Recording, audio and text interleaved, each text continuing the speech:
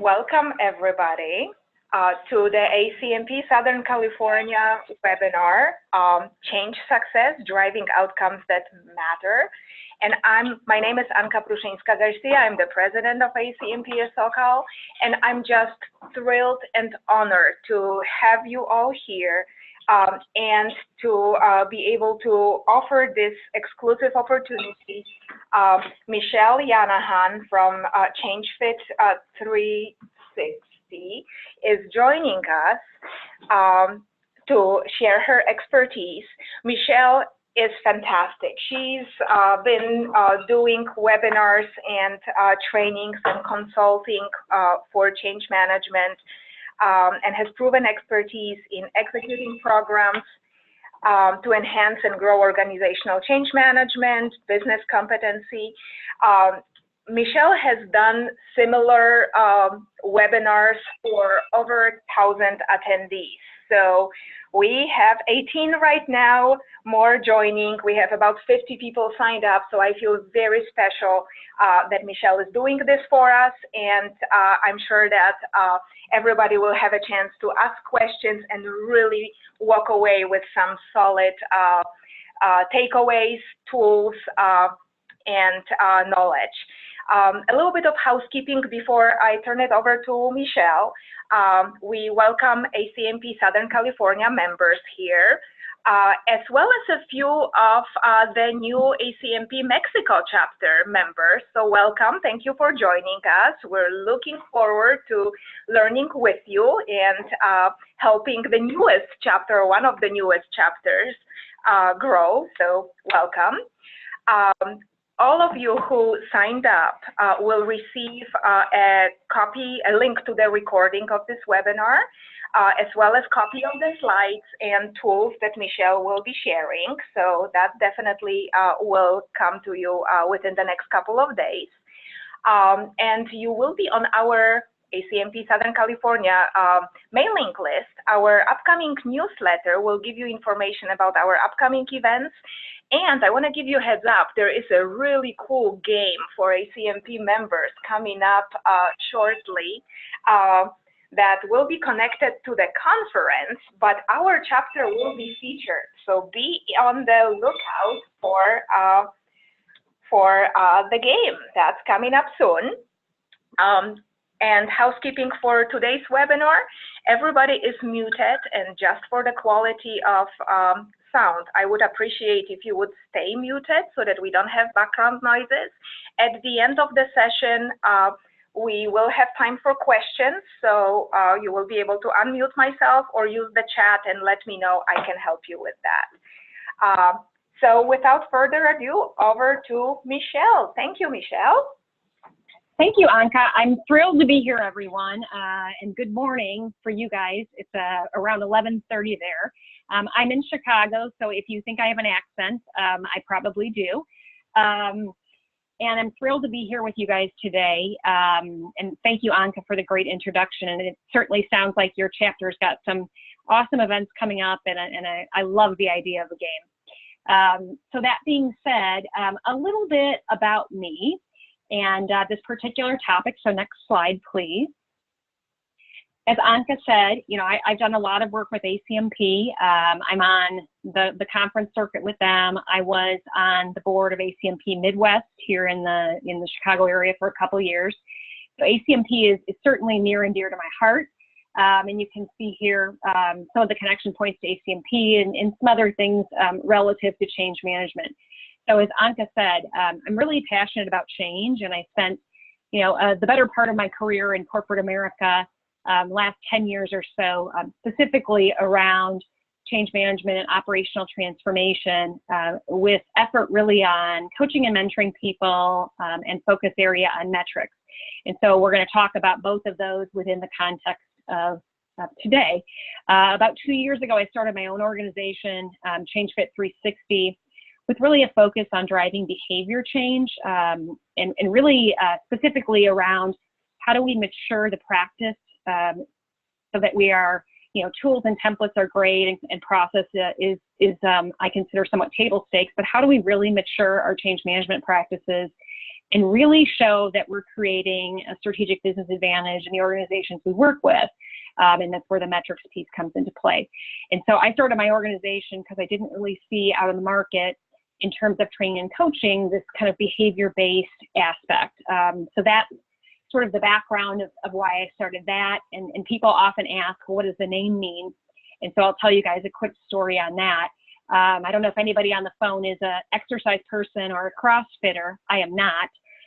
But I started to see all these CrossFit places kind of growing around where I live, all these different CrossFit gyms popping up. They seem to be popping up all over the place. And so I got interested in CrossFit and wanted to understand a little bit more about it. Not necessarily because I was going to do it, but just because I was intrigued by all the different gyms I was seeing and all sort of this movement I was seeing. And so when I landed on CrossFit, I found out there were 4 principles of CrossFit that I felt really fit change management and really fit my business really well. And those are that, certainly CrossFit is agile. In the fact that you kind of just throw ropes up and you can create a gym anywhere. And I wanted to be, for my business, I wanted to be agile and work with any methodology, any process, any training, any method, be very agnostic. I wanted to have a metrics focus, and, any workout program or weight loss, it's all about measurement. How many reps did you do? How much strength did you gain, et cetera. In CrossFit, you don't just jump in and run up and, put yourself up on a ring. They have a coach, somebody who's actually been there, done that. And so within my business, I wanted to do all my own training and coaching, coming from a very practical experience base. So that and more led to ChangeFit 360. And that's enough about that. We'll jump into our plan for today. As Anka said, what I'd like you guys to do is certainly ask questions, and we will have some time for that at the end.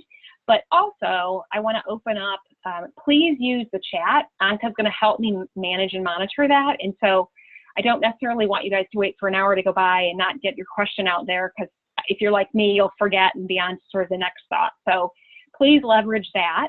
The other thing that we should let you know is we're going to use a poll today to gather some information from you. And so when we get to that slide, I'll give you guys a minute to either get onto your phone or put that information into your PC so that you can weigh into the poll. And, and if you don't have those available to you, you can simply poll into the chat and we'll be able to poll that, as well. I don't want anybody to think that, they won't be able to participate.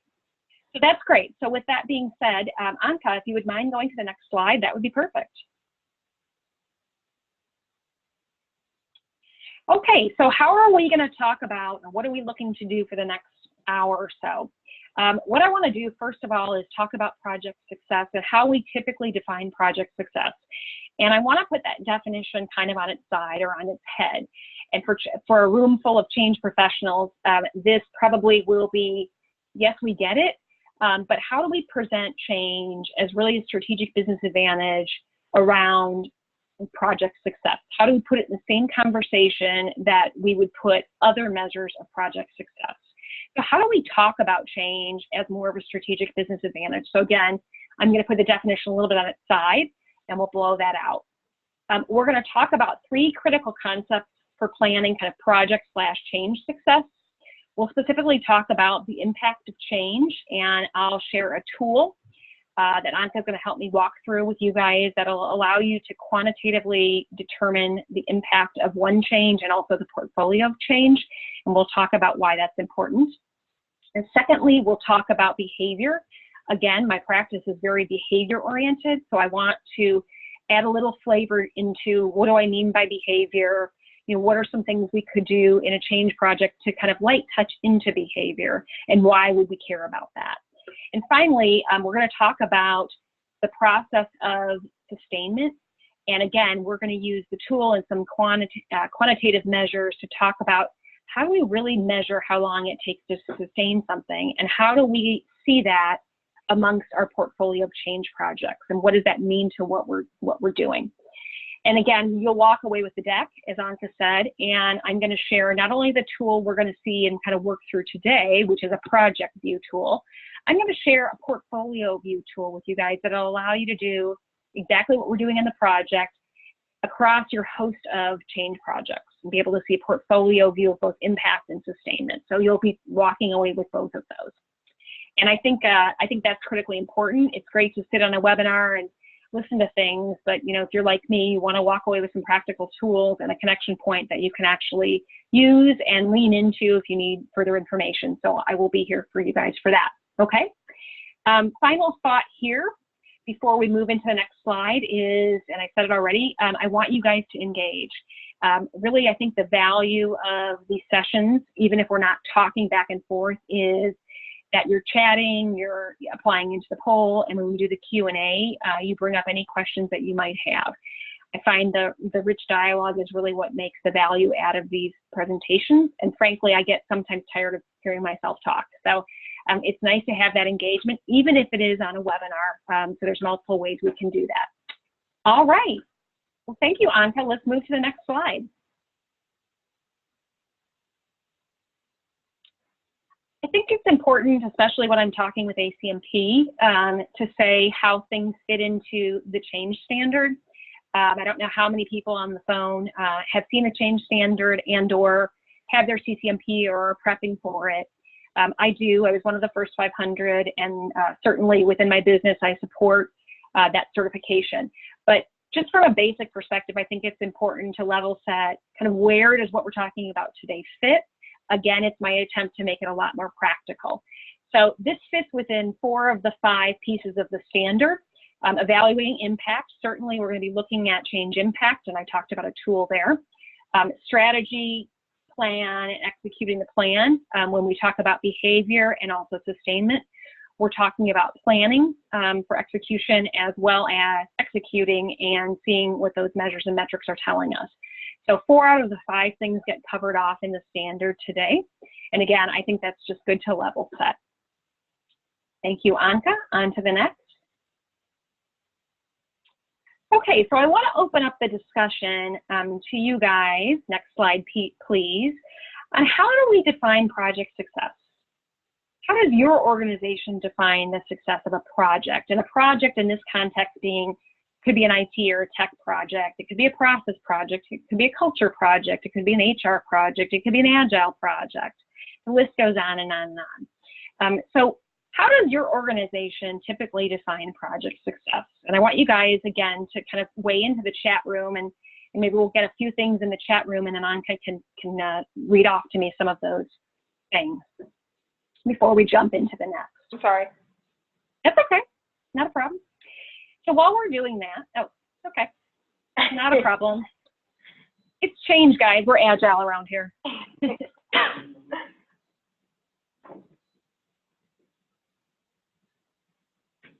All right, so we are getting some responses here. So people respond or change behavior or act. Okay. The change becomes normal. Normal, yeah. Okay. Yep, seeing some of that now. Okay, great, great. Now, if I asked you, next slide, please. If I asked you, if this was not a room full of change practitioners, this was a room full of project folks, project management folks, they would say that the triple constraint of project management, time, effort, yep, is what project success is generally defined on, and it's indicated here. So is that project that we're delivering on scope with all the features and functions we need? Was it delivered on time? We promised it in January, and we got it in January. And did it come in on or under budget? So that's called the triple constraint of project management, if you haven't heard that before. And oftentimes when we're talking about projects, if we were not talking about a room full of change folks, this is the 3 measures that would be called out. And I have a hard time with that, because consider this example. If I have an IT project where people matter, not just something that's running in the background, and it is delivered correct scope, so right features and functions, on time, January, and on budget, but nobody uses that, is that success? I would argue that's not. Where people matter, if we don't have anybody using the solution, this definition of success is limited, right? And it doesn't fulfill kind of that outcomes realized. Okay. On the traverse, if you please pop up the next animation. On the traverse, we have people or change measures, things that as change practitioners we're interested in. How do people demonstrate their understanding the change, their belief in the change, commitment? How do they demonstrate that they're proficient, that their quality is building and their timeliness is building? How do they demonstrate that they are completely bought in? It's no longer the sales system, it's the way we do sales. So I also look at this definition and say this is somewhat limited in scope as well, because if I have a system, let's say, that people use, but it is not of scope, so it doesn't have the features and functions that people were expecting, it's a year late, it's $2 million over budget, is that success? Is that outcome realized or overall project success? I would argue no.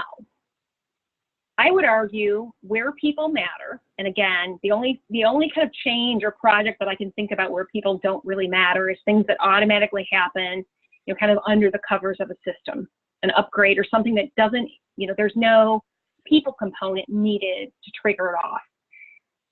Everything else requires both of these pieces of this puzzle, right? If we could build this entire slide, that would be great. One more click and we've got it, I think. So what I like to say is that, we need to put the definition of project success, that typical definition, traditional definition, the triple constraint, on its side. And if we're not thinking about, the people component, we're not answering the question that outcome has been realized or the project's a success. And again, traversely, the same could be said the other way, right? Next slide, please. So why does that even matter? Why does that even matter? And as a room full of change practitioners, I'm sure you guys could rattle off some reasons here. The first statistic here is from Gallup, a Gallup poll, and probably no surprise, lots of projects meet schedule, well, 40% of projects meet schedule, budget, and quality goals. So that's kind of our triple constraint. But the biggest barriers to success are really those people factors. If I asked you guys the second bullet, you probably would say, yeah, I've seen that my whole entire career, that most studies still show a 60 to 75% failure rate for change projects. That statistic has been there since 1990. And yet, we have a lot more focus on change. We have gurus, we have processes, we have training, we have practitioners, we have books, but the needle hasn't changed, right? And there's some argument there around how things have been measured. Is that really a valid statistic? The 75%, but let's say it's 60%, right? But still, only a 40% stick rate. And finally, I find this one very interesting. This is from an IBM CEO study. 8 out of 10 CEOs expect substantial change over the next 3 years, yet they don't think their ability to manage it is where it needs to be. And furthermore, if I could expand on this, these same CEOs in the same study talked about their line leaders, their people leaders, and their ability to manage change. And they felt even though they don't have the ability, the line managers or people managers knew how to manage change. And I would argue in my business, I have not seen that. I have not seen that people managers or line leaders formally know how to manage change amongst their folks. So again, I think this is just a couple reasons why our definition matters. We are not getting business benefits or business outcomes or whatever we're doing a change for, right? We don't do a project or change just to do it. We're not getting those if we're failing the change. Right? And again, probably speaking to the room here, you guys are probably well aware of, of some of this information. Next slide, please.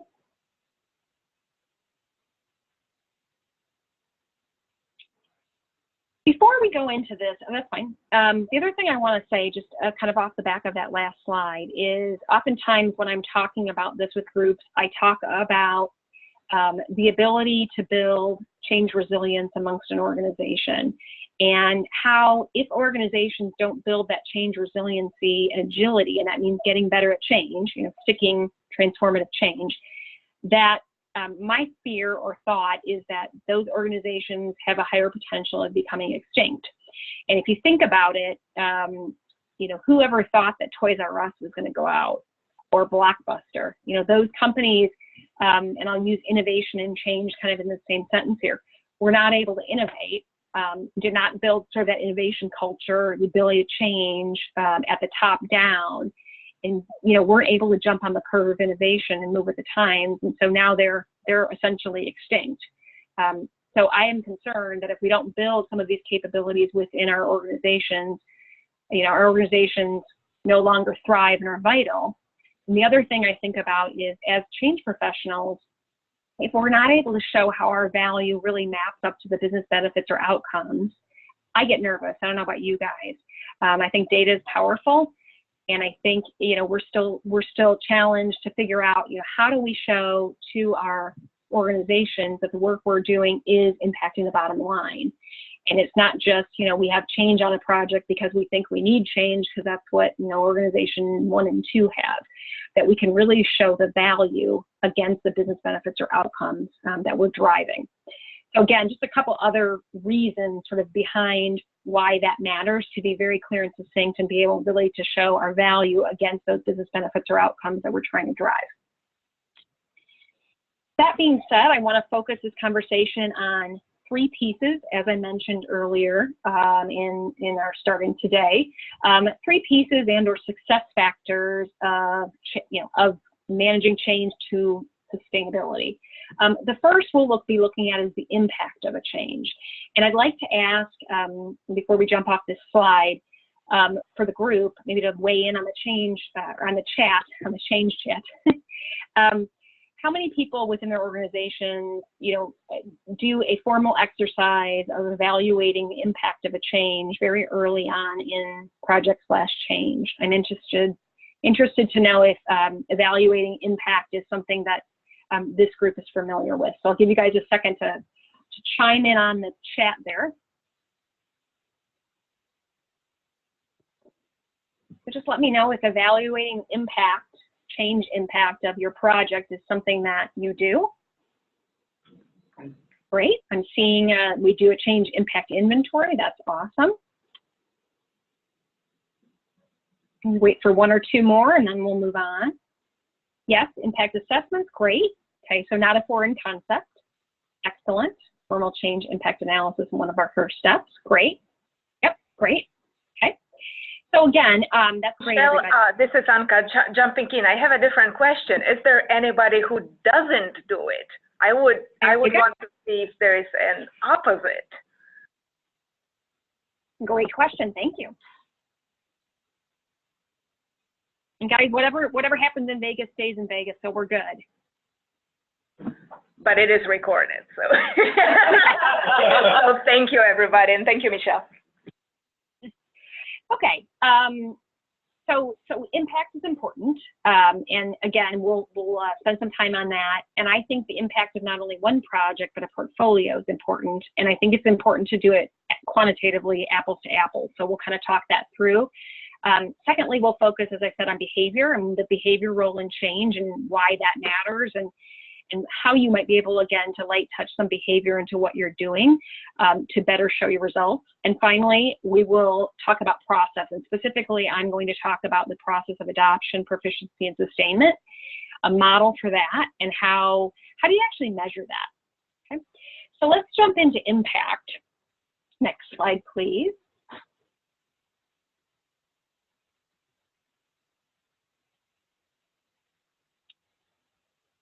So what we're going to do is we're going to jump into a tool here in a second that will let us look at each project that we're working on in a quantitative manner, comparing things apples to apples, which I think is important. And it will also allow, again, we won't see it on the webinar today, but you guys will be getting a tool that mimics this project tool we're going to use at a portfolio view. And that's really great, because then you can see, again, not only one project, you can, again, really do this apples to apples comparison and see connection points and dependencies between your projects. So I'm going to have Anka jump over into our tool, which is an Excel-based tool. And what I want to do is just kind of walk you guys through what this is, and you will be getting it. So there are 2 tabs here that we're most interested in. Instructions and definitions is just some base information. We see that there. We go into the change impact assessment tab, and we have 7 different considerations that weigh into impact. And each of those considerations, you'll note, has a comment next to it. So it has a definition sitting right next to the consideration. There we go. There's a definition of what those are. And down below this grid, there is more of a definition. If you go a little bit lower, Anka, there is a red, yellow, green bar that will show you more blown out definitions. And so what we're going to do is we're going to take each of these 7 and say, which of these apply to the project that I'm working on? We'll pick a couple and we'll pick a score. Score is 1, 3, or 5, low impact, medium impact, or high impact. And again, we're using the definitions in that yellow, red, green grid to identify this. So we'll just go ahead and pick. It doesn't matter what we pick here. So I'll just have Anka pick one. The weighting over on the right, it allows you to say that, you know, one of these might have a greater weight than another one for your particular project effort. And that's perfect, Anka. Thank you. And we don't need to pick all of them. That's perfect. And so you see she's weighted all of them 10% currently. You know, none of these have any more weighting for this particular project / change that we're working on than any of the other ones. But let's say that, let's say our individuals, the weighting was, you know, 30%. We could put that in and we could select that, and that would impact our total score. Okay. Underneath the bar here, if we go down, we have some optional questions. And I don't know about you, but in my organization, kind of our history with change and some other pieces matter. So here we're asking, you know, do the people that are stakeholders or our change targets, do they have a positive history with change? If yes, we're not going to factor any numeric into our equation. But if no, we're going to take that into account, that they don't have a positive history. And so there should be some numeric value that weighs into our ultimate impact assessment. Are there other changes being implemented around the same time? I don't know about you guys, but I have never heard of an organization that only has one project going at a time. And so certainly as we are layering more change on top of change, that impacts, you know, that makes it feel heavier. And finally, something we don't always think about in number 13, and that is, even if a project is done, are those change targets still in the process of sustaining that change, right? And again, as we layer more on top of each other, this elongates. So if we say yes, we get a factor here, okay? And so what you can see has happened is in 15E, we have a 3.6 for this particular test project we're playing with, and that is a medium level based on our yellow, red, green. And we add in our implementation date, and that will mean something when we come back to our sustainment process here, okay? So the difference between what we're seeing here and the secondary tool that I'm going to provide you guys is the portfolio tool will allow you to put the name of a project, the name of a specific stakeholder group, if it applies, and then run these calcs along multiple projects. So you'll have a massive calculator that'll show you project A against project B, project C, project D, right? So you can see kind of apples to apples, all the impacts, and then all the sustainment process timing, which will make sense in a second here. And I think it's important. I think doing this quantitatively is important for a couple of reasons, and also seeing a portfolio view. One, without some kind of like-to-like way at looking at change impact, it's kind of, you know, how are you measuring things apples to apples? How can you look at one project against the other, right? And say, this is a low, this is a high, this is a medium. So we have to have a systemic or a quantitative way to figure that out, like for like. And then secondly, if in fact we use the portfolio view and we're able to put in multiple projects with multiple impacts, we can also see where we might have connection points amongst projects. You know, if we have a high impact, let's say for technology on 2 different projects, we can also more easily see dependencies between projects. You know, and when we're looking at a project by project view, which is what we're looking at right now, you don't see that, right? It's very siloed view. And I don't know about you guys, in the organization I worked in previously, we ran change projects as projects. And so there was a lot of, I'll say, missed opportunities to connect dots because, project team A is doing this one with the change manager, project team B is doing this one with the change manager, etc. Okay. So again, you're going to get this tool that we're looking at now, but also, and probably more importantly, the portfolio view, which will allow you to do this for one-to-many projects. Okay. So if we jump back, impact is important, certainly not only from seeing connections and dependencies, but it allows us to build the right change strategy and plan, get the right considerations. And I really like the tool as well from a brainstorming perspective, meeting with your stakeholders, your project folks, and determining as a group, common definition of impact and, having a dialogue around it. It's a nice tool to kind of center a discussion around. And again, it no longer becomes sort of in the background, oh, I know you did a change impact assessment, change manager, but I'm not sure what that means or what it is. I mean, this is a very user-friendly tool that can be used by a project team to kind of weigh in together and all get clarity. So I like it for that reason as well. Okay. So again, just very quickly, no need to go back, Anka. If we use the portfolio view, we're looking at things apples to apples. We have actual data, which again, I've told you guys I'm a huge fan of having data, apples to apples, and it allows us to see connections, dependencies, build out our right strategy plan, etc. Okay. So I love figuring out impact early on and looking at it across my portfolio. The second piece we're going to look at is behavior. And I would be remiss if I didn't have behavior as part of most everything I do, since it's something I heavily believe in. Next slide, please. So what I want to do, first of all, is talk about behavior, specifically what it is, and then kind of parlay it into the change projects we're driving, because I think it's very simple and not complex and heavy, and very simple principle. So if we think about behavior, I like to say behavior is actions that we do, okay? Actions that people do. We know that people do actions for two reasons. One is to gain something, and the second reason is to avoid something, okay? So behavior is to avoid or gain. Behavior is learned, and it is generally observable and measurable. I either, went to school or I didn't. I either drove my car to work or I didn't. Very, very simple. So simple action that we do, we have a reason, a rationale why we do it. All behavior is precipitated by triggers or predecessors.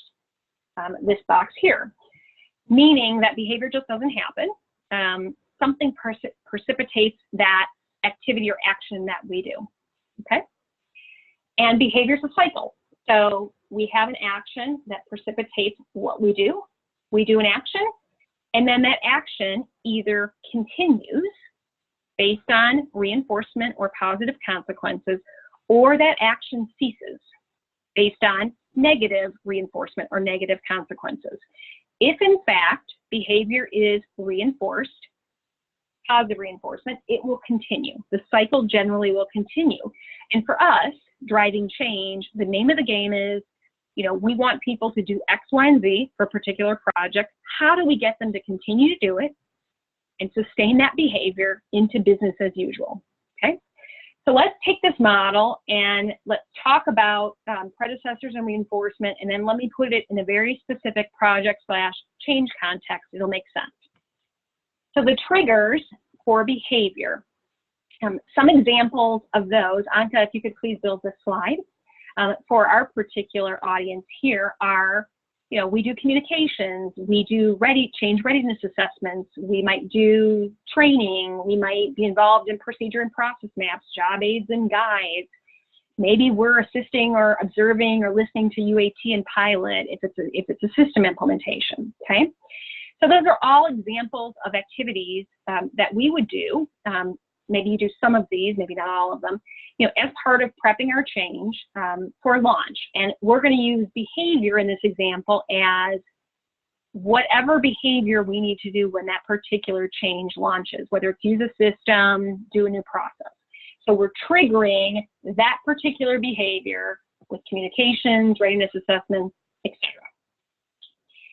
So in my former life, before I went out, started my business, we spent a great deal of time on pre-implementation activities. Certainly they're important, and we spent a great deal of time on communications and readiness assessments and all these things that are mentioned here. And very important to do, make people aware and ready for change. But would it surprise you to know that these predecessors or triggers are only responsible for 20% of what matters to sustainable change? 20% of what matters to sustainable change fits within these triggers or predecessors. Okay? I'm sourcing this from a book called The Behavior Breakthrough, and I will give you guys the information on that off the back, either in the question session or off the back of this particular call. Okay? So 20% of what matters for sustainable change happens with these predecessors or triggers. Well, that means that 80% of what matters happens in the reinforcement and consequences bucket. And Anka, if you could please build that slide for me. Here are examples of reinforcement and consequences: feedback, coaching, rewards, pay raises, promotions, performance plans, pay cuts. Okay. And if we think about that, those activities or actions that fall in that bucket for reinforcement and consequences generally are the ownership of our line leaders or our people leaders. We can do feedback and coaching, certainly, as a change professional. We might be able to give some rewards, but pay raise, bonus, promotion, performance plan, pay cut, again, those all fall under the purview of that people leader.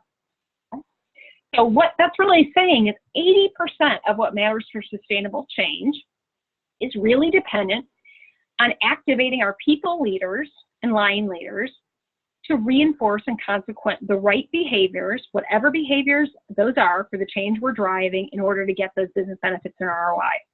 Okay? And I don't know about you guys, but I don't think in my former organization or in what I've seen in the industry as a whole that, and as an industry as a whole, I mean change, that we've done a concerted effort to really make sure line leaders and people leaders know how to drive change amongst their ranks. Let me give you an example here. I was a line leader in a previous life, and so the coaching and training that I particularly got for that role, not wrong, but was more HR related.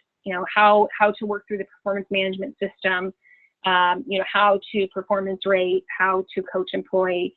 And if I got anything around change management, it would be more focused on kind of change management tools and templates, which as a line leader, I wasn't in the project. So those were not things that were very helpful to me. I really needed to understand, how do I activate what I need my team to do? Right? What behaviors are you looking to get on my team? And what can I do amongst my team and with my team to make those behaviors continue to happen, right? So I think as a whole, in the industry, we haven't focused heavily on people and line leaders, and that might be part of the challenge with why we still have that statistics rate of 75%, 60 to 75% fail, right? That tools and templates, although great, necessary, and table stakes for change management, have to have it, right? They're not outcomes, right? If we're really looking to get business benefits and outcomes, it's not doing a tool, it's really getting into the people that are interacting with all the people we need to do things and making sure that they know how to reinforce this cycle. Okay. So this is kind of, oftentimes when I talk about the cycle and I provide these statistics, people are surprised and have interesting comments and questions around this. You can certainly make the line leaders change champions. But, I would ask, even within change champions that I've coached in the past, are we coaching them on this model and really this role of behavior in change, right?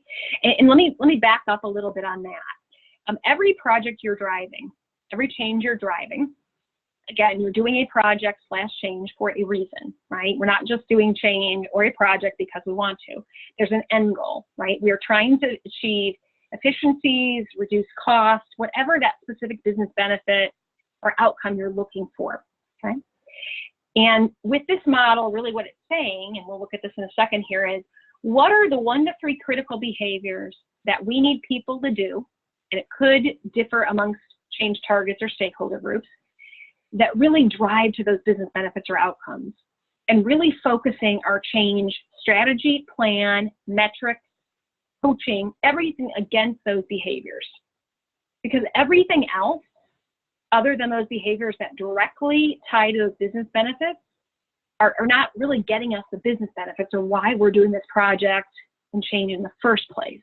Right? So it's getting very specific about what are the behaviors we need people to be doing, and then orchestrating our whole change effort around that. And again, I use this slide and kind of this model in most everything I do. And I believe it's, it is a different way to look at things.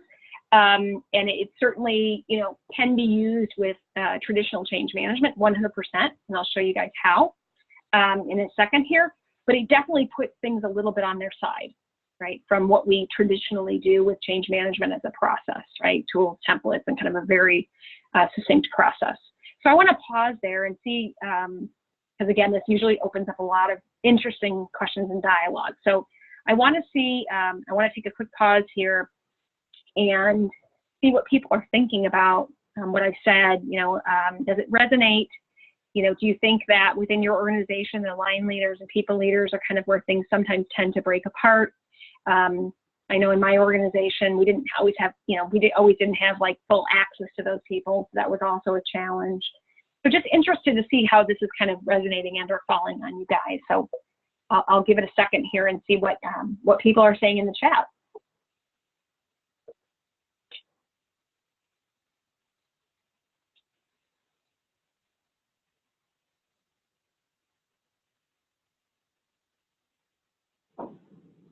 I think, Michelle, at least the group that's here with me, I think is still in shock hearing the 28% impact difference. I know. Isn't that crazy? And again, you guys, I'll send you the source material for that. So that's not, that's not just me kind of making that up. That's based on science. And, and the other thing to think about, guys, as we're chatting in, think about, even if you know nothing about behavioral science, and I don't claim to know. I'm a psychology major by trade, but really I'm not, I'm not that deep in the weeds. But if you do know, if you think about Pavlov's dog, that experiment that was done, early behavioral science, it's this model. It's, the dog ring the bell, the dog salivates, it gets a treat, reward. The dog continues the behavior, and at some point we no longer need to put the bell in, or the treat into the motion. It just keeps doing the behavior, right? I mean, that's a classic example of what we're talking about here.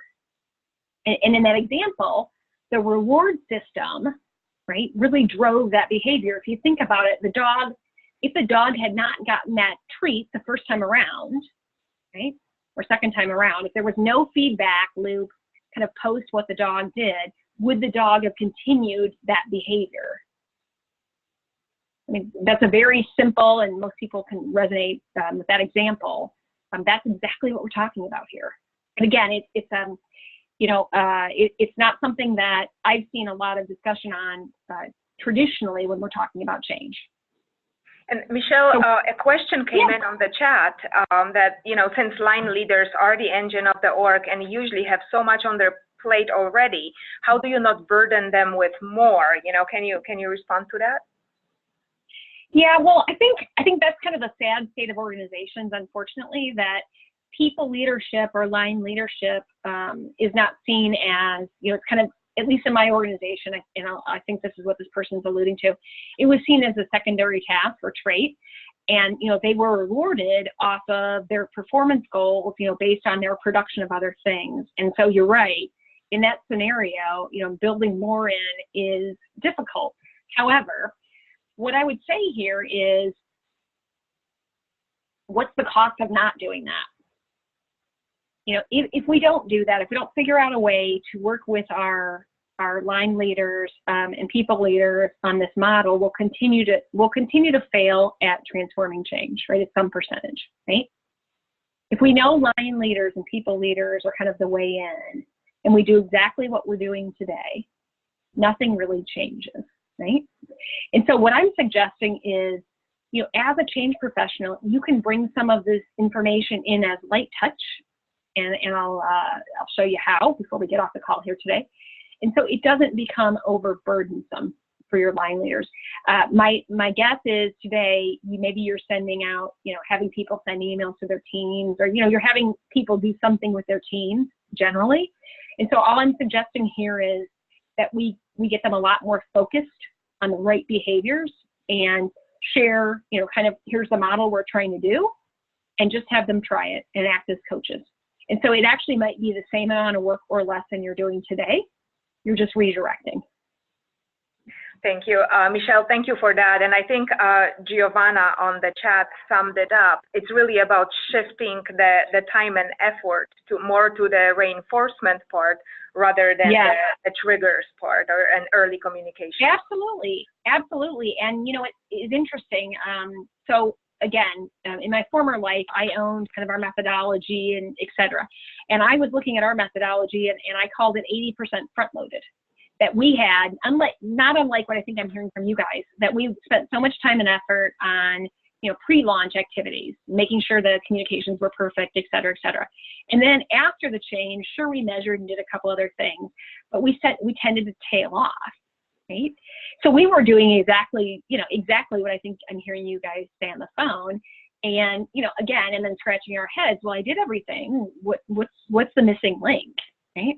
And then I happened to stumble on this model, and it all sort of made sense to me at that moment. Yeah. But Giovanna is absolutely right. It's shifting. You're not doing more work. They're not doing more work. You're just shifting focus a little bit. And Michelle, there is a clarification question on the chat. When you reference line managers, could we consider the population of middle managers, supervisors? Because we find that these folks are usually the most overlooked population when trying to implement change. And thank you, Michelle, for asking. Absolutely. Anybody that has direct people management responsibilities, you know, is in a position to help support what we're trying to do here. And the closer they are to those people, so line leaders, people leaders, middle managers, you know, that actually have teams report to them, they're the perfect candidates for this model.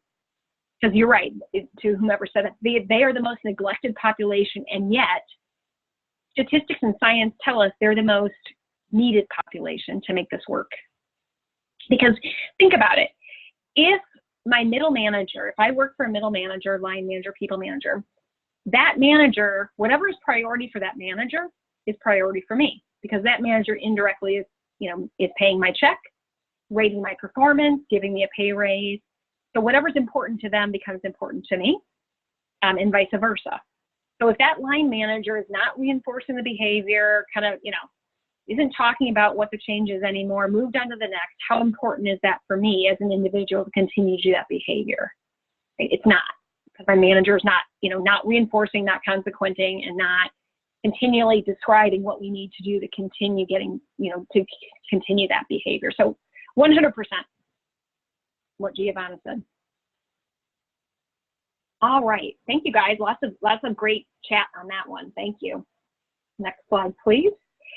So I want to take a minute and have you guys, we're going to jump over to a poll here. And if we're thinking about behavior, I've mentioned a couple times that, when we're on a new change project, one thing that we could do to kind of use this method is identify 1 to 3 behaviors that are critical for the business benefits or goals. They're critically aligned and or in support of the business benefits or goals. And this is not as easy as we think. So what I wanted to do is give you guys a poll here. So in this example, you guys are now my sales leaders, and I'm the head of regional sales. So we're trying to increase our sales 10% from last quarter to this quarter. And I'm asking you guys about these 6 different actions that we can do that we're seeing here in the polls. And I'm asking you, which one of these should we do to increase our sales? Which one of these particular behaviors best supports our goal of increasing our sales? And I'm asking my, very polished and skillful sales leaders, you guys, to weigh in on this. So go ahead and text in or respond in, and I know you need a minute to join the poll here, or chat in. That's another option.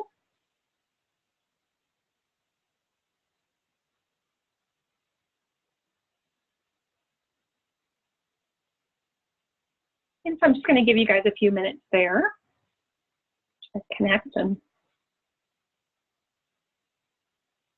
we might be connecting slowly since we're not seeing any results yet. We'll wait for you guys. Okay.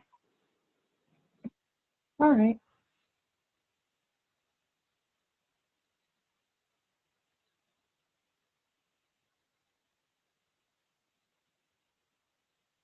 Here we go. So people are starting to weigh in. I see heavy right now in interviewing salespeople.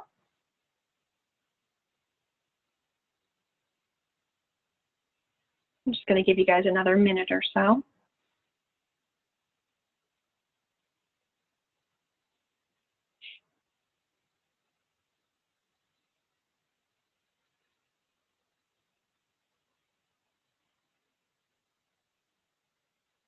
Somebody's drawing on the whiteboard. Somebody marked A, I like that, I think.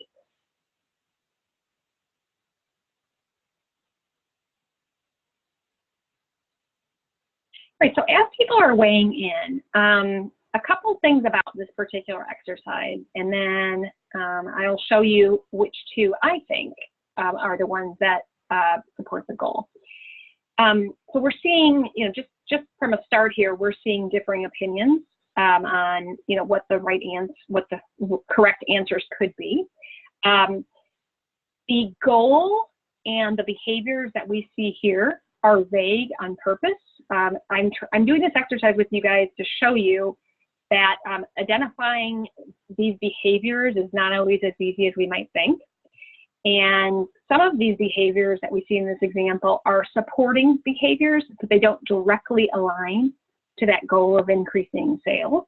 So there's lots of supporting behaviors that happen along the path. And what I found is sometimes when we're measuring things for change, we're actually measuring some of that supporting information versus being very succinct and clear around what directly is supporting the business benefits or outcomes we're trying to get. Again, the idea here is if we can show the linkage between what we're driving as a change professional and the business benefits or outcomes, we've proven our value at the table, right? We've been able to show how our actions or activities supported getting those business benefits or goals. Okay. So I think we'll jump off the poll here. And Michelle, I'm just looking at the chat. There were a couple of B and D responses. We must have had some technology, delay in not picking them up on the bars here. But yes, we have different opinions here. Yeah, and I'll tell you guys, I've done this example with lots of different groups, and we always have a lot of different opinions, even after I show them which two I think they are. So, Anka, if you could just build this slide. We're going to see those same 6 behaviors that you guys just weighed in on the poll here. And then it's going to, once that grows, then it will shift to 2. And again, lots of different classes I've had, webinars and in-person classes, like to argue this point that, oh, I don't really think it's those. I think it's interviewing the salespeople. And again, really the exercise is meant to say, one of the things we need to do in order to use this model is be very crisp and in pinpointing the behaviors that directly align the business benefits or outcomes that we're looking for. And it's not as easy as we might think, right? That you'll have differing opinions, and really, once we determine what those critical behaviors are, we'll set up our whole change strategy and plan around them. But we don't want to be, kind of aiming towards something that indirectly supports those business benefits or goals, right? So thank you guys for playing along with that one. Again, vague on purpose to prove a point, so I appreciate that. Next slide, please. So in terms of behavior, how to use this. So identify critical behaviors. I like to say 1 to 3 that deliver business benefits, and how might you do that? Let's think about that for a second. my assumption is when you get on a project that you have some purview into whatever the project has been, you know, what the benefits are, what the project is driving towards. And so really good to have a conversation with those project leaders around, you know, okay, so, you know, we're trying to get X, right? We need people to do Y, and be very clear. Oftentimes people will say, oh, we need people to use the system. And then I always say, well, is every transaction in the system of equal importance to the business benefits, right? Because simply logging onto the system is using the system, right? And I don't think that's what we're, you know, that's what we're driving towards. So having a very, a good dialogue, facilitated dialogue with your project folks, or maybe your change team around, you know, we're trying to drive X. I was thinking about, you know, X, Y, Z, T, do those work for you? Do those resonate? And how will we measure those, and how will we plan around those? And again, this is not an easy exercise, guys. I'm not going to tell you it is. But if we start off with really aiming towards the, you know, where the arrow needs to go, the center of the target, we can really show our value in driving to that target. And I think oftentimes, you know, we struggle with that. You know, people think that they need change on a project, as I said earlier, but they're not sure exactly why, right? And I don't know about you guys, again, that makes me a little nervous. I want to be able to show the value and prove the value, okay? So when we're driving change, oftentimes we have different stakeholder groups or change target groups. Those behaviors might be different for our different change target groups. But what I would say here is don't go too crazy, because you can't have, you know, 15 behaviors that you're measuring differently for different groups. It could become very overwhelming. So try to keep it, you know, contained, simple, contained, and can clearly show whatever you're driving meets those business benefits or goals. Start with what they know where possible, and what I'm really speaking about there is, you know, if there are certain behaviors that are being measured already, or that contribute to the bottom line, or that we can leverage, all the better. You know, it's easier to use something that the organization is familiar with and comfortable with versus, you know, creating, you know, looking for something new. You know, oftentimes we have challenges in trying to measure something new and prove it out. So if possible, start with things that are available and things we know. It'll just make it much easier. And final point here is, remember, not all behaviors are created equal. Certainly in our sales example, all those supporting behaviors were important. Nobody was saying that interviewing the salespeople wasn't important, but it was more of a supporting behavior. Interviewing the salespeople would lead to something else, that would lead to something else, that would lead to ultimately increasing the sales. So it's a couple steps down the path in the process. It's not a direct connection. So not all behaviors are created equal. Okay, from behavior, we're going to talk about the sustainment process. And so next slide, please, Anka. So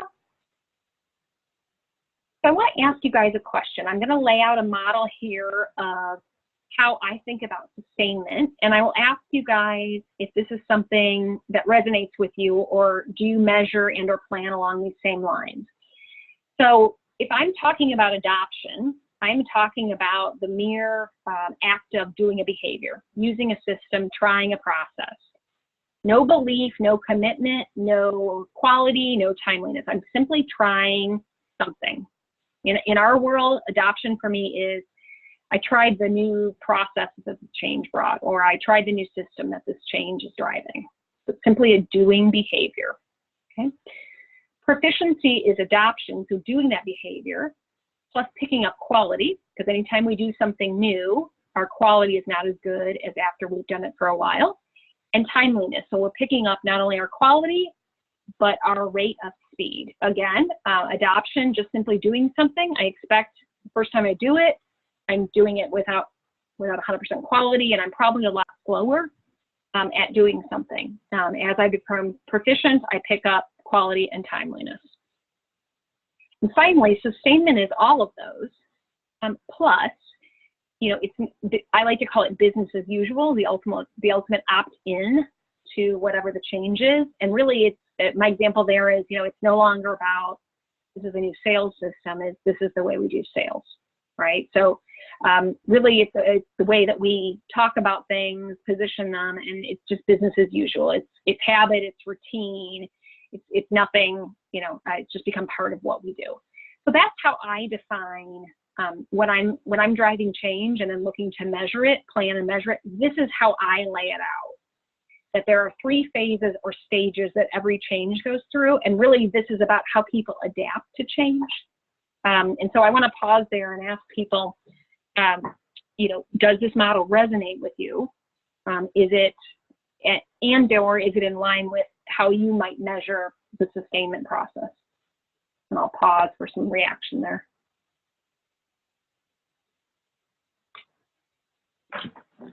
So Michelle, from my perspective, this is kind of eye-opening, because to me, adoption was, I would define adoption as sustainment, but breaking it down in those 3 phases actually gives us a better measure and better messaging, I think.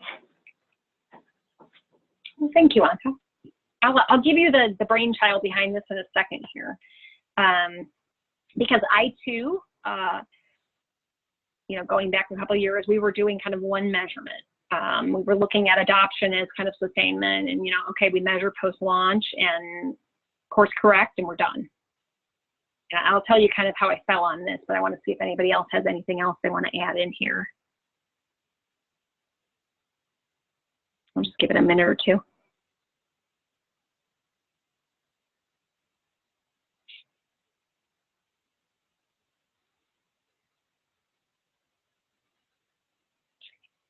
Absolutely tied to adult learning theory.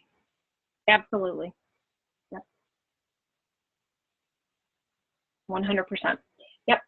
So while people are chiming in on that, let me tell you kind of how I arrived at this. We in my organization were measuring kind of, as I said, one-time post-sustainment, and you know, I was looking at our portfolio, trying to look at our measurements and figure out, I was trying to answer this burning question. I mentioned to you guys, I'm big into data and metrics. I was trying to answer this burning question, and that was, are we getting better at change or not?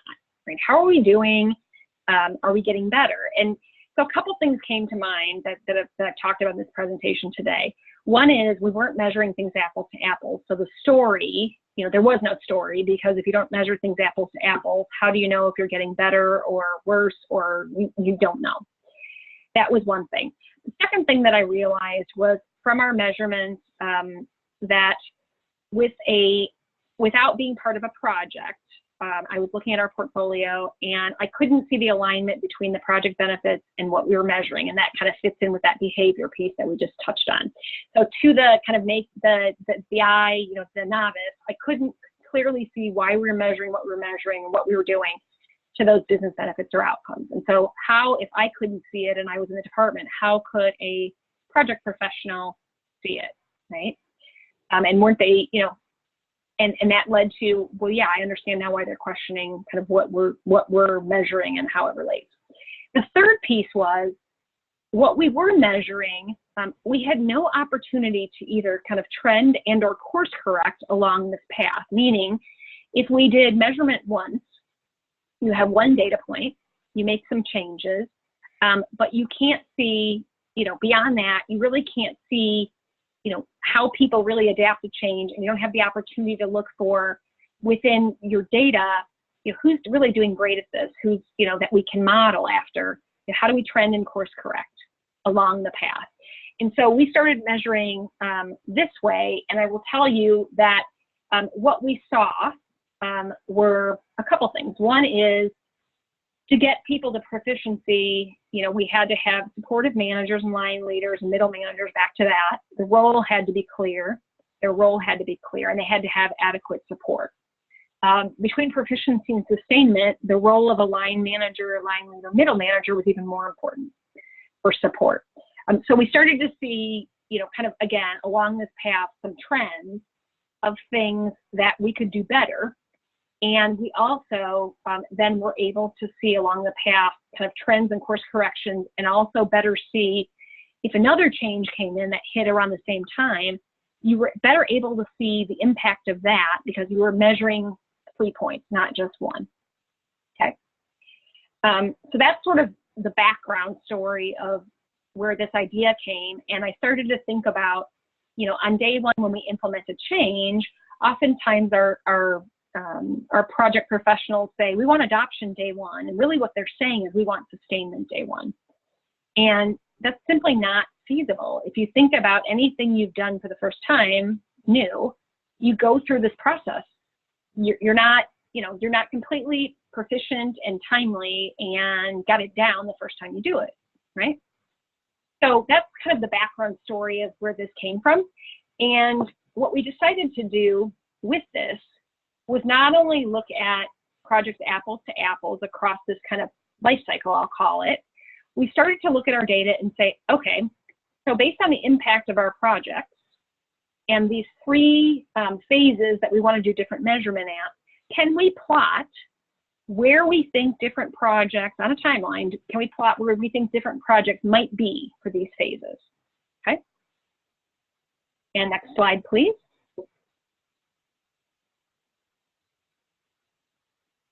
And so what we found, Anka, I'll just have you build this slide. What we found, and this might alarm and or surprise you as well, is that based on the impact of a change, adoption, proficiency, and sustainment timelines differed. And again, if you think about it, a high impact change, again, high impact being we've measured using that quantitative way that we use the tool for, a high impact change could take 10 to 12 months to sustain. Does that surprise anybody?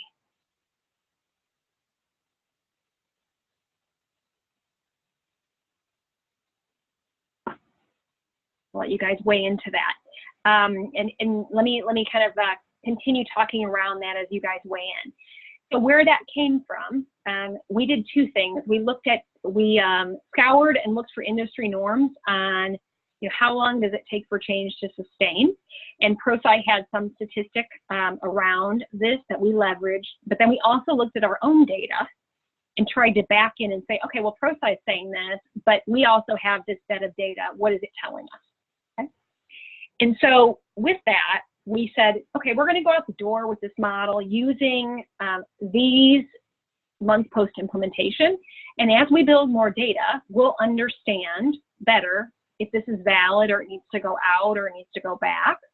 Okay. The next slide, please. You might say, that's great, Michelle, but how do I do that for my projects, right? And so what we'll do, we'll jump back to the Excel spreadsheet that we looked at earlier today. Okay, if I could have you jump back to that Excel spreadsheet. Remember, our sample project here that Anka did for me, we rated it. We did all the considerations that made sense for the impact. We did some weighting. We answered the change history questions, and we came out with a 3.6, which is a medium score. We put an implementation date in of February 2019. Okay? So I'm going to go over the sustainment timing. Go ahead, Anka. And what that's going to do is based on that implementation date, it's going to show me for a medium change that April 2019 approximately would be when this change should be adopted, simply people using trying. By June, people will be able to have data that will show people have gained not only quality, but timeliness, if we do some time studies. And by August, roughly, the people would be sustained on this change. Okay? Again, these are based on the months that we see down below, and this is based on ProSci and my organization's data. Doesn't mean your organization wouldn't use different numbers for this, but that's kind of the beauty of this, right? If you have data or you have a feel for this, you put information in, you kind of play with it. It'll allow you to do that. Okay. All right. So that's great, Michelle. I'll have you jump back into the PowerPoint. That's great, but there are gotchas along the path, okay? And I believe, Anka, if you go to the next slide, I don't know if I put these in here or not. If not, I'll talk them through. Nope, please go back, I'm sorry. So there's a couple gotchas when you're thinking about this model, this process model. One is, I mentioned it earlier, most organizations have more than one change happening at a time, right, for the same stakeholder group, touching the same stakeholder group. So as we have more change, being implemented on people, those timelines will elongate, okay? So multiple changes elongate the timeline. And right now, that's a project level view, so it's not doing any of that elongation, okay? Another gotcha is if we don't measure things apples to apples, right, using the impact assessment, then this model doesn't work, because then we're saying this one's low, but oh, maybe this one, you know, put my thumb in the air, this one's high, right? We need to look at things apples to apples. Those are some of the gotchas. And we also have to be using this adoption, proficiency, and sustainment model across. Otherwise, again, the data is only as good as the data you use, right? So be careful with the gotchas. One thing we were trying to figure out within my organization was, well, was it project A or project B that made our metrics go down, right? Really hard to see when it's hitting the same stakeholder group. But at least if you have a portfolio view where you can see these things together, you can make some assumptions on that. Okay. And Michelle, we had a side conversation here in the room that once we're looking at the portfolio view, you could actually assess that the same stakeholders are being hit by the same project. So that could be the gotcha component, but there's also a cyclical nature to the adoption, proficiency, and implementation with multiple changes, as well as multiple, you know, iteration of a project or process. Absolutely.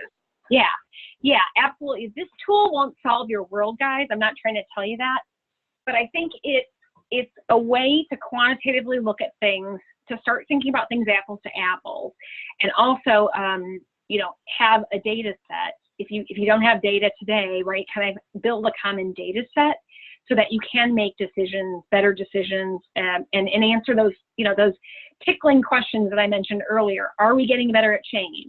How do our efforts really support the project benefits we're driving towards, right? And again, I think those are all business questions that are very important to answer.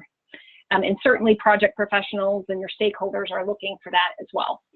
So in summary, we talked about 3 things today, and I'm going to give you a little job aid here in a second, summarizing. We talked about, you know, defining the impact of a change, why that's important, a quantitative way to do it, ability to use it across a portfolio, to build the right strategy, plan, metrics, you know, the whole 9 yards.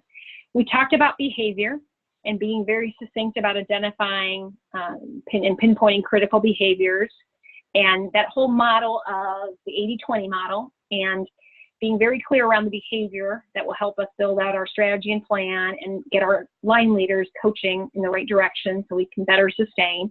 Finally, we talked about the process, and that is the 3-phase process, and how do we really see, again, on a timeline, what sustainment looks like, and how do we have a purview into a portfolio view where we can see some of those connection points and dependencies between projects. So the tool should help there, okay? Next slide is just a summary of kind of what, why, how of what we just talked about. You guys will have that at your fingertip. And I think at this juncture, I want to open it up for questions.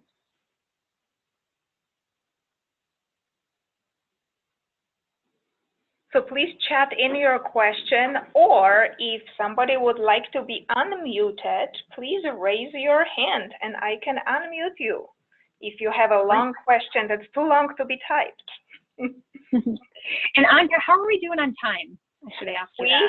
We have 15 minutes left, so perfect timing for some questions. Perfect timing. Excellent. Okay.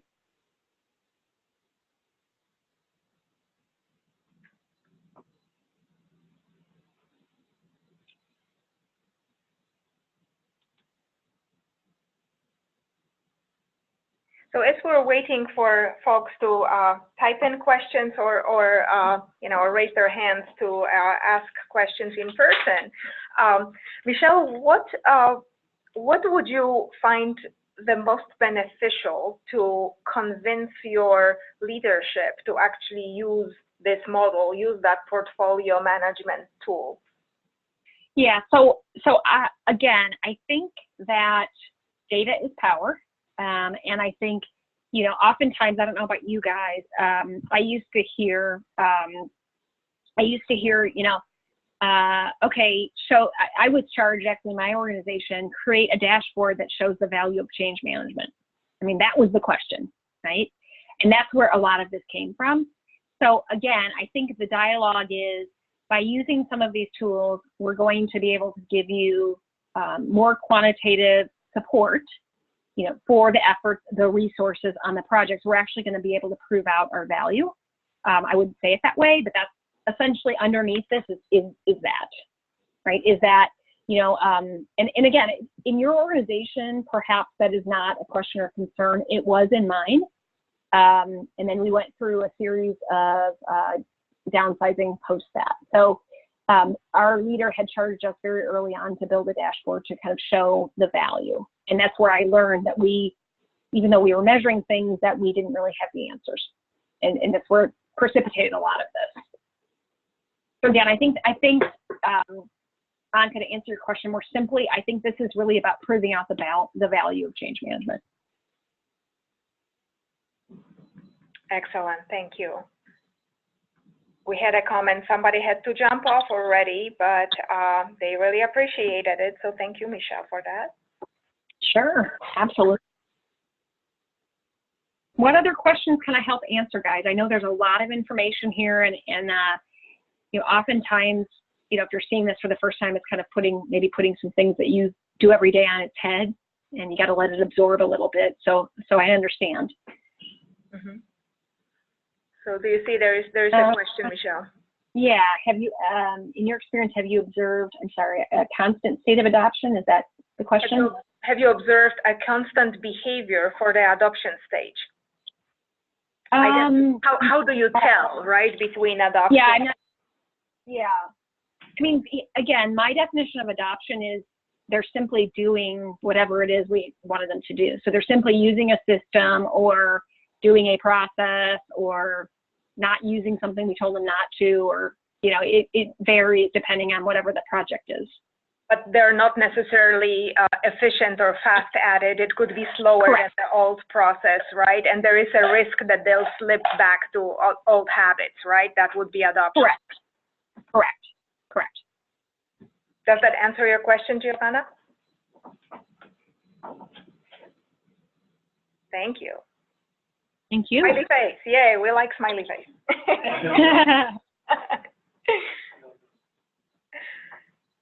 So I'm going to switch, Michelle, I'm going to switch to the next slide because I do want everybody to get your contact information as well. Okay. Yeah, please. Please chime in with questions if you still have questions. Yeah. I really I will, as we're doing that, I really appreciate you guys' time and all the wonderful chats. I love the dialogue. Again, remember I said I really value that in terms of the value of having these. So thank you for that. Thank you. And Michelle, we have a question from Jessica. Going back to the first few slides regarding how organizations view success for projects, how would you say it's best way to convince project management and sponsors regarding the value of change management? Oh, that's a big question.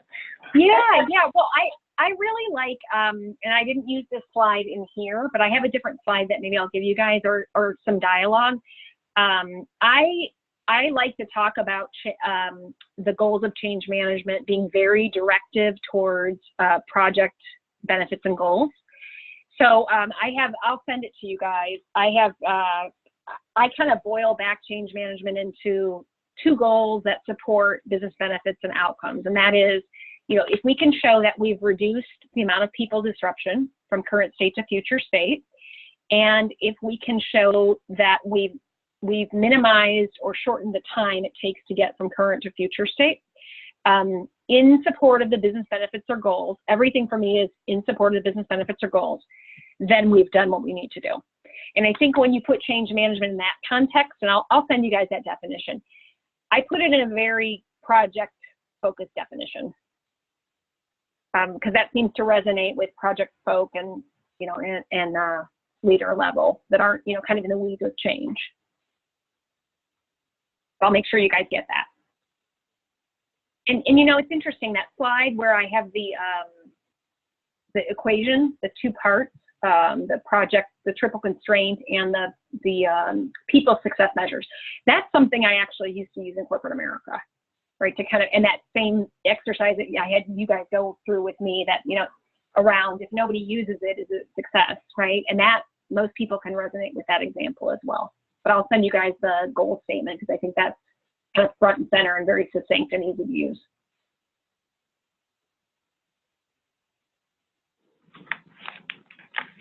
Excellent. So I'm getting feedback here that folks are looking forward to getting the slide deck and the tools. So thank you for that, Michelle. This was fantastic. Really appreciate it. I hope we'll get to see you in person one day. Yeah, that would be fantastic. You guys have a great rest of your day. I really appreciate the opportunity. And yeah, thanks so much. And you have my information. Please reach out if I can help you understand or help you with anything. Thank you so much. And thank you. Thanks, Anka. Thank you so much, Anka. I really appreciate your help and support as well. Thank you. This was really informative and fun. So thank you. We can give you a round of applause here in the room. I'm gonna give you guys a round. I'll give you guys a round of applause. Woo! All right. Back to sunny California for you guys, and kind of halfway sunny Chicago for me. So thank you guys so much. Hopefully I'll see you in the future. Appreciate your time. Thank you so much. Thank you. Bye-bye. All right. Take care. Bye-bye.